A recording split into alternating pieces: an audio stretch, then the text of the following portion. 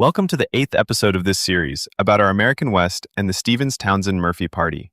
Every other week, we'll share a 10-minute slice of some of the best stories about how the American West came to be and California grew to become the fourth largest economy in the world. It all began in the mid-1800s, following an immigrant migration that began as a trickle, then became a massive movement, fueled by desire for land, economic opportunities, and escaping hardships. This week, we'll look at when the men of the Stephens-Townsend-Murphy Party reached Sutter's Fort in mid-December 1844. Joining the 6 members of the party who had reached the fort on horseback a week earlier, they planned to get supplies and go back into the Sierra Nevada to rescue the rest of their party. Okay, so let's set the scene. It's mid-December 1844. You've got this group of American travelers, the Stephens-Townsend-Murphy Party. They've just made it to Sutter's Fort in Alta, California, what will become California later. After this absolutely brutal 2,000-mile trek from Missouri, just grueling. You'd think, okay, the worst is over. Their plan was, well, pretty straightforward. Yeah, just resupply, maybe catch their breath for a second. And then turn right around and head back into the Sierra Nevada mountains? Because a big part of their group was still stuck up there, stranded. They needed rescue urgently. Things weren't quite that simple when they arrived, were they? No, not at all. They basically walked straight into a political firestorm. Alta California was in turmoil. Right, a full-on power struggle. Who were the main players again? Well, you had Juan Bautista Alvarado. He'd been governor before. Okay. And another really key figure, Pio Pico, very influential locally. And Alvarado and Pico, they were plotting together. They wanted to kick out the current governor, Manuel Micheltorena. Exactly. They wanted Micheltorena out, gone, sent back to Mexico. Now, Micheltorena hadn't been governor for that long, right? Since 42. That's right. Micheltorena was a brigadier general. He'd been sent to Alta, California back in 1842. And he was sent by Santa Anna himself. Correct. Antonio Lopez de Santa Anna, the big name in Mexican politics at the time. He arrived with Comandante Jose Castro. And this army. But the army was, well, let's just say it was a problem. Largely made up of released convicts, so not exactly disciplined troops. Oh, boy. They were causing havoc, raiding, robbery, just making life miserable for the locals. And there was this other layer, too, wasn't there? Alvarado and Pico thought Sutter and Micheltorena had their own secret plans. Yeah, they suspected Sutter and Micheltorena were maybe plotting to seize control of Northern California themselves. And right in the thick of it is John Sutter. Right. At Sutter's Fort, he's in a really, really precarious position here. Back in 1840, he'd gotten this enormous land grant, a huge area. From Alvarado, right, the former governor. From Alvarado, yes. But it came with conditions, big ones. Okay, like what? He had to become a Mexican citizen, for one, and he had to set up his settlement inland. The idea was for it to be a buffer. A buffer. Partly against foreign fur trappers coming down from the north, and the American settlers starting to arrive from the east. More and more of them. Sort of a gatekeeper role. Kind of, yeah. And he was also supposed to manage the local Native American populations. The Indian problem, as they saw it. But Sutter himself, he wasn't just following orders, was he? Not likely. Sutter was ambitious. He definitely had his own ideas about controlling that land. Yeah, he must have been sweating. Because a change in government could mean... It could mean losing everything. His land grant could be revoked. He could even end up in prison. Was there a precedent for that? For foreigners being targeted? Oh, yeah. He probably remembered the Graham affair. That was 1840. What happened then? Basically a crackdown on foreign residents. It wasn't pleasant for them. So Sutter knew the risks were real. Okay, so that fear really pushes him towards Micheltorena. Exactly. It explains his next move. He basically cut a deal with Micheltorena. What was the deal? Sutter promised military help if Micheltorena needed his support. And in return? Micheltorena promised land titles, secure titles, not just for Sutter, mind you. Oh. For who else? For the other American settlers in the valley, too. That was a big carrot. Definitely. So by mid-December 44, around the time the party arrives, Micheltorena gives Sutter the official go-ahead, the general orders to raise an army. It just shows how quickly things could change, alliances shifting based on, well, self-interest. Absolutely typical for the time and place. Which brings us right back to the Stephens-Townsend-Murphy Party. And they stumble right into Sutter raising an army for a local revolt. Unbelievable timing. Now, we don't know for sure why they joined Sutter's forces, do we? No signed documents saying I volunteer. No, we don't have, a written confession, but it seems highly probable they were conscripted. Sutter had the authority. He had the governor's authority to raise troops.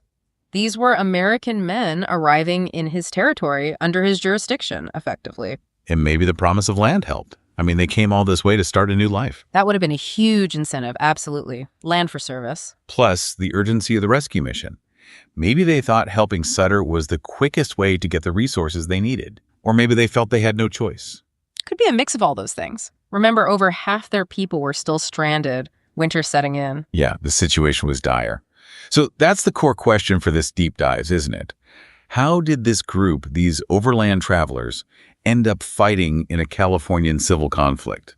Exactly. How they got swept up in the California Revolt of 1844. So December turns into January.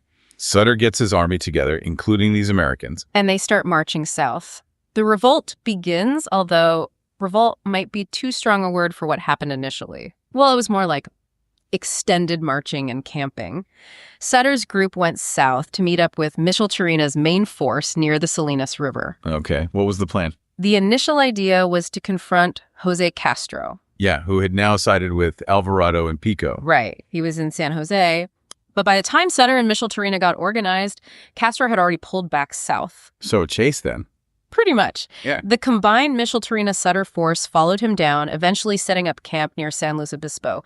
But it all felt very leisurely. Not exactly blitzkrieg. Far from it. The accounts make it sound almost casual. And this must be when the reality starts sinking in for the Stephens-Townsend-Murphy men. You'd have to think so. This wasn't some quick campaign. What did the accounts say it was like? Well, there seems to have been more emphasis on keeping everyone supplied with wine and food than on, actual fighting. Yep.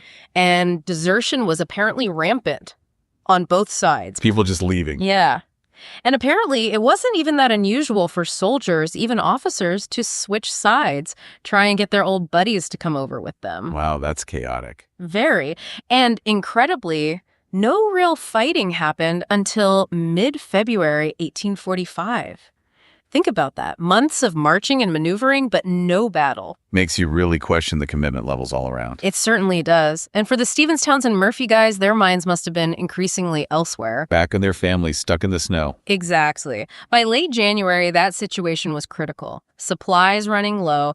Their original plan was always a quick stop at Sutter's, then the rescue. Right. This detour wasn't part of the plan. So whether they got formal permission from Sutter or just decided enough is enough, we don't know for sure. But most of them headed back north. The majority did, yeah, to finally mount that rescue operation they desperately needed to do. But not everyone from the party left Sutter immediately. No, a few stayed on. Dr. John Townsend, for instance. Sutter actually appointed him as his aide-de-camp, kind of a personal assistant or staff officer. So he stayed with Sutter through the whole thing. He did. And interestingly, he ended up playing a really key role later on, kind of unexpectedly crucial. How so? After Micheltorina eventually surrendered, Townsend was the one Sutter trusted to deliver his papers, his marching orders, from Micheltorina to Alvarado and Pico. Why was that important? Those papers basically made the case that Sutter was just following the legitimate governor's orders. It was his legal justification. Covering himself. Pretty much. And it worked. It helped Sutter keep his land and his official positions after the whole thing blew over. And Sutter himself admitted his motives, didn't he? He later stated, that his main goals in backing Micheltorina were 1, to strengthen his own position, 2, secure those land titles he'd been promised, Right. and 3, to protect the American immigrants who were increasingly looking to him. Quite shrewd, really. Very calculated. So how did this whole revolt actually end? You mentioned Micheltorina surrendered. Yeah, it all culminated, or rather fizzled out, at the Battle of Providencia near Cahuenga Pass, February 22nd, 1845. Was it a big battle? Lots of action. Famously, no. There was some posturing, some cannon fire exchanged. Total casualties were legendary. 1 horse, 1 mule, and a broken wagon wheel. Seriously, that's it? That's the story. Hardly a major conflict. Alvarado's forces surrounded Micheltorina, and he just surrendered. What happened to him then? He was allowed to go back to Monterrey, gather his things, and then he was shipped back to Mexico. End of his governorship. And Sutter. He was on the losing side. He was, yeah. Alvarado briefly arrested him. Briefly. Very briefly. He was quickly released, probably thanks to those papers Townsend delivered and his influence. He went back to Sutter's fort with Dr. Townsend. And Pico took over as governor. Pico became governor, yes. But his turn didn't last that long either because the U.S.-Mexican War broke out the very next year. Just constant upheaval in the region. Absolutely. Power was incredibly fluid then. What about the other Murphy Party members who stayed south longer? Did you hear anything about them? There are reports. John and Dan Murphy were supposedly captured near Santa Barbara, later seen heading north, looking pretty rough.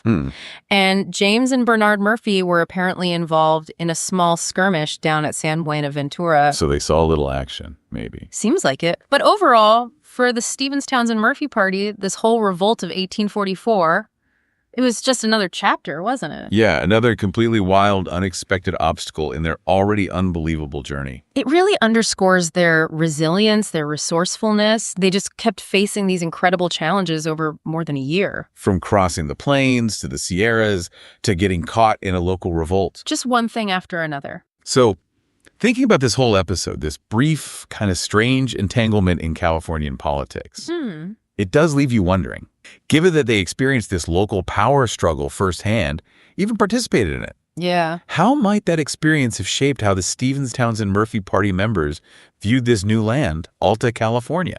And how might it have influenced their perspective on their own future there? We hope you enjoyed this episode and invite you to learn more about the Stephens-Townsend-Murphy Party at our websites. We provide links in the show notes. Look for more American West Live deep dives every other week right here, or head over to our website at historyexp.org or YouTube channel at History Expeditions. From all of us at History Expeditions and the Sunnyvale Heritage Park Museum, we look forward to seeing you on the trail.